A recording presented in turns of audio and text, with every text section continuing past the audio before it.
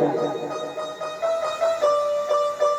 हमें आपकी मदद चाहिए। भगवान ने कहा जो मेरे पास पहले आएगा और मुझसे जो मांगेगा मैं उसे दूंगा। तो ये दुर्योधन जाकर पहले पहुंच गया और भगवान उस समय अपने शयन में कक्ष में शयन कर रहे हैं, पीतांबर को डाले और ये दुर्योधन जाकर सर की तरफ बैठ गया। मास्टर साहब, दुर्योधन जाकर भगवान के सर की तरफ बैठ गया और अर्जुन भी जाकर भगवान के चरणों में बैठे। तो जब नेत्र खुलेंगे तो सबसे पहले नजर किस पर पड़ेगी? अर्जुन पर पड़ेगी। और भगवान ने कहा मेरे पास जो पहले आएगा मेरी दृष्टि जिस पर पड़ेगी और वो जो मांगेगा मैं उसे वही दे दूंगा। तो भगवान तो कितना जानता है, चींटी के पग घुंघरू बाजे सोहू साहब। एक दिन में चींटी कितनी कदम चलती परमात्मा सब कुछ जानता। जैसे भगवान ने नेत्र को खोला तो कहा अर्जुन कितनी देर हुई आए? तो दुर्योधन जो सर की तरफ बैठा था उसने कहा केशव पहले मैं आया। तो भगवान ने कहा दुर्योधन पहले तो मैंने अर्जुन को देखा है। कहीं नहीं, पहले मैं आया। भगवान ने अर्जुन से मुस्कुराते हुए कहा अर्जुन पहले कौन आया? तो अर्जुन ने कहा प्रभु पहले तो दुर्योधन ही आपके पास आया। तो भगवान ने कहा दुर्योधन मांग लो क्या चाहिए? तो दुर्योधन ने कहा मुझे आपकी चतुरंगिनी सेना चाहिए। तो भगवान ने कहा मैंने आपको सेना दे दी। अब अर्जुन के मन में विचार आया सेना तो मुझे भी चाहिए थी पर केशव ने तो दुर्योधन को दे दी। अब भगवान ने अर्जुन से कहा अर्जुन अब आपको क्या चाहिए? तो अर्जुन ने कहा प्रभु अब ऐसा करो आप हमारे पक्ष में हम आपसे यही मांगे। इसका अध्यात्म क्या है? दुर्योधन सर की तरफ बैठा, बड़े ध्यान से सुनना। दुर्योधन सर की तरफ बैठा तो दुर्योधन को क्या मिला और अर्जुन भगवान के चरणों में बैठे तो अर्जुन को क्या मिला? इसका अध्यात्म क्या? सर की तरफ दुर्योधन बैठे तो भगवान की माया यानी सेना मिली। भगवान के मुख में है माया। परीक्षित जी, भगवान के मुख में है माया और चरणों में है भक्ति। चरणों में है भक्ति। आपने देखा होगा जितने प्राचीन मंदिर बने हैं, विशाल मंदिर, उसमें दरवाजा छोटा क्यों लगाया गया? क्या मंदिर बनवाने वाले के पास में पैसा नहीं था कि बड़ा गेट लगवा दे? पर उसने दरवाजा छोटा क्यों लगा? प्राचीन समय में उसका ये विचार था जब भगवान के भक्त दर्शन करने आएंगे तो दरवाजा जब छोटा होगा तो सर झुकेगा और जब सर झुकेगा तो चरणों में नजर पड़ेगी और भगवान के चरणों में है भक्ति और मुख में है माया। इस प्रकार कुरुक्षेत्र में युद्ध की तैयारियां हो रही। व्यास जी महाराज ने लिखा यदा हृदय कौरव संजाना धीरे स्वतो वीर गतिम गतेषु।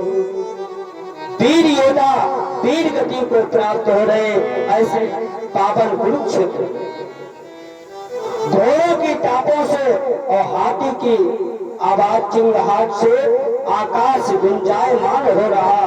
वीर योद्धा वीर गति को प्राप्त हो रहा। दुर्योधन ने बाबा भीष्म से प्रश्न कर दिया बाबा आप हमारे सेनापति हो, आपने सेना तो बहुत संगारी है पर 5 पांडवों में से किसी को नहीं मारा है, मुझे आप पर शक हो रहा है। बाबा भीष्म ने कहा दुर्योधन मैंने अपनी पूरी ताकत लगा दी, आपने ये शंका की शक किया कि मैंने पांडवों को नहीं मारा, तो जाओ मैं तुम्हें वचन देता हूं कल सूर्यास्त तक ये 5 पांडवों में से एक पांडव का मैं वध कर दूंगा। बाबा भीष्म की कठोर प्रतिज्ञा सुनकर भगवान ने विचार किया और बाबा भीष्म ने दुर्योधन से कहा, अपनी ब्रह्म मुहूर्त में मैं जिस समय भगवान का चिंतन करूं उस समय आप अपनी पत्नी को हमारे कक्ष में भगवान की भक्ति पूजा के समय भेजना, मैं तुम्हारी पत्नी को आशीर्वाद देता। तो भगवान को रात्रि में नींद नहीं आई। विचार किया बाबा भीष्म का वचन कभी असत्य हो नहीं सकता। तो बाबा भीष्म ने द्रौपदी को साथ लेकर पहुंच गए। भगवान बाबा भीष्म के यहाँ पहुंचे। द्रौपदी की जो दरवाजे पर पहुंची, जैसे बाबा भीष्म भगवान के चिंतन में बैठे, द्रौपदी ने जैसे चूड़ी की खनखनाहट की तो बाबा भीष्म ने ध्यानावस्था में कह दिया, सदा सौभाग्यवती, तुम्हारा स्वाद अटल रहे। जैसे कहा तो द्रौपदी ने कहा, बाबा आपने कल तो प्रतिज्ञा की थी कि मैं 5 पांडवों में से पांडव का वध कर दूंगा, आज आपने मुझे आशीर्वाद दे दिया। बाबा भीष्म के नेत्र खुल गए। बाबा भीष्म कहने लगे, ये बताओ तुम्हें यहाँ लाने वाला कौन है? तो द्रौपदी ने कहा, बाबा मैं स्वयं आया। कहीं नहीं, तुम्हें तो लाने वाला कोई दूसरा, वो छलिया कृष्ण है। वो है कहा? बाबा भीष्म जैसे बाहर आए और भगवान अपने पीतांबर में द्रौपदी की जूतियों को बगल में दबाए, बाबा भीष्म कहने लगे, हे केशव, आप भारत के भगवान कैसे हो? आपको भक्त की जूतियों को उठाने में भी शर्म नहीं आ रही, आप भारत के भगवान कैसे हो? पर आपने मेरे व्रत को खंडित कर दिया है, ये आपने अच्छा कर दिया। और मैं भी ये प्रतिज्ञा लेता हूं, कल मैंने अगर कुरुक्षेत्र के मैदान में अगर मैंने तुम्हारा व्रत नहीं खंडित करा दिया तो मेरा नाम गंगा पुत्र भीष्म। भगवान तो कहता है, अपना मान टले सो टले पर भक्त का मान न टलते देगा। और प्रबल प्रेम के कारण प्रभु को नियम बदल। भगवान ने कहा, बाबा कल कुरुक्षेत्र में जो होगा वो देखा जाएगा, पर मुझे पांडवों की रक्षा करना था। मैंने आपके व्रत को खंडित कर दिया। अगर आपकी इच्छा हो तो आप इधर जब प्रातः हुई, कुरुक्षेत्र में युद्ध प्रारंभ हुआ, तो जैसे बाबा भीष्म ने बाणों की बौछार कर दी, अर्जुन का रथ जमीन में धराशायी होने लगा, अर्जुन के हाथ पैर फूलने लगे। भगवान अर्जुन को साहस बढ़ा रहे, बाबा से युद्ध करो। पर बाबा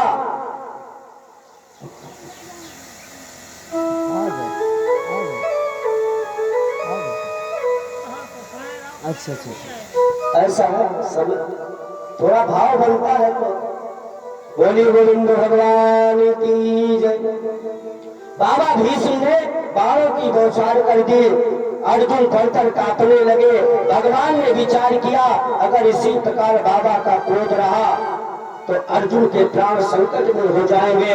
भगवान ने रथ से जैसे उतरे और रथ का पहिया लेकर जैसे बाबा भीष्म की तरफ दौड़े, बाबा भीष्म ने अपने धनुष को रख दिया। कहने लगे, प्रभु आज मुझे ऐसा लग रहा है आप मेरी तरफ ऐसे दौड़े हो जैसे एक माता अपने बालक को मारने के लिए दौड़ती है।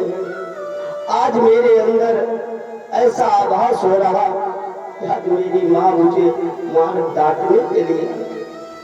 बाबा भीष्म ने वहीं पर अपना धनुष रख दिया। प्रभु आपका वचन हुआ, आपने मेरे वचन को तोड़ा, मैंने आपका वचन तोड़ा।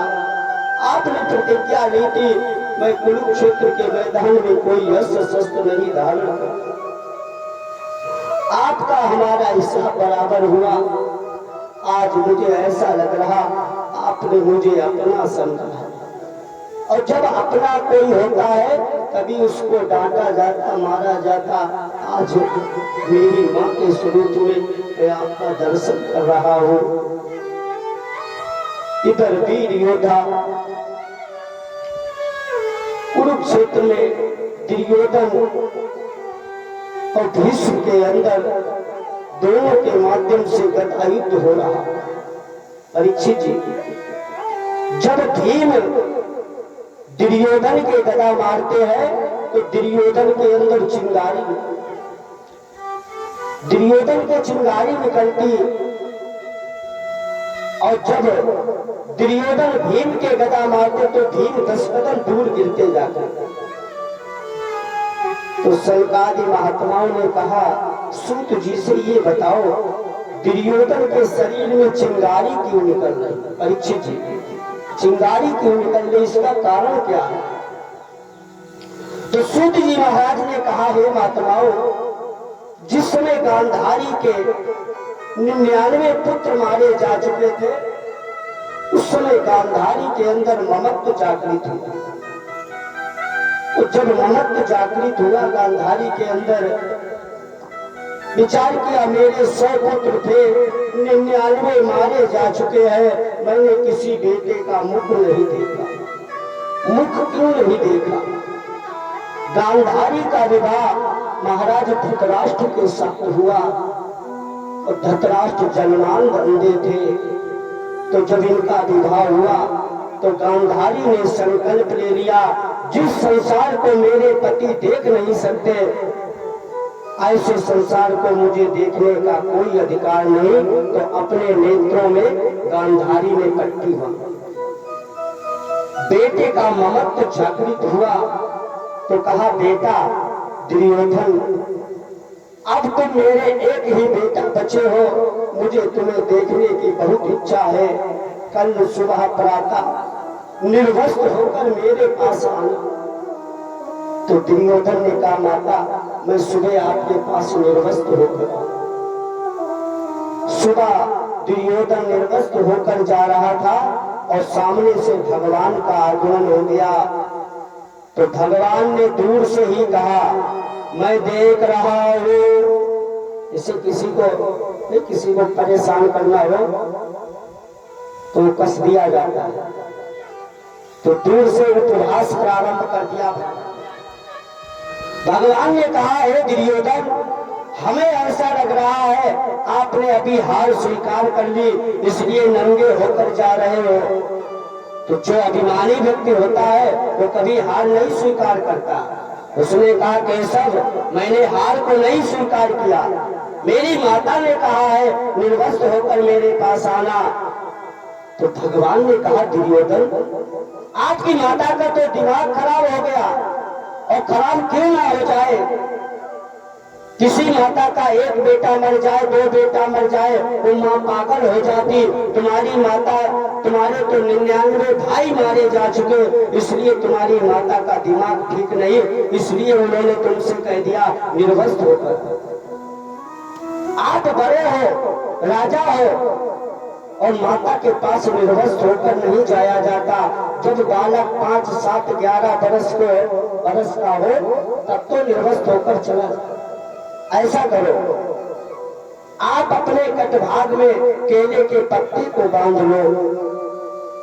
जैसे दुर्योधन ने केले के पत्ते को बांधा और मैया गांधारी के पास पहुंचे, कहा, माता मैं आ गया। जैसे गांधारी बड़ी प्रसन्न हुए, गांधारी ने अपनी पट्टी को जैसे खोला तो सबसे पहले नजर दुर्योधन के सर पर पड़ी। देखा, हृदय बड़ा प्रसन्न हो गया, मेरे बेटे की बड़ी बड़ी भुजाएं। अब देखना, गांधारी अपनी दृष्टिपात कर रहे अपने बेटा का।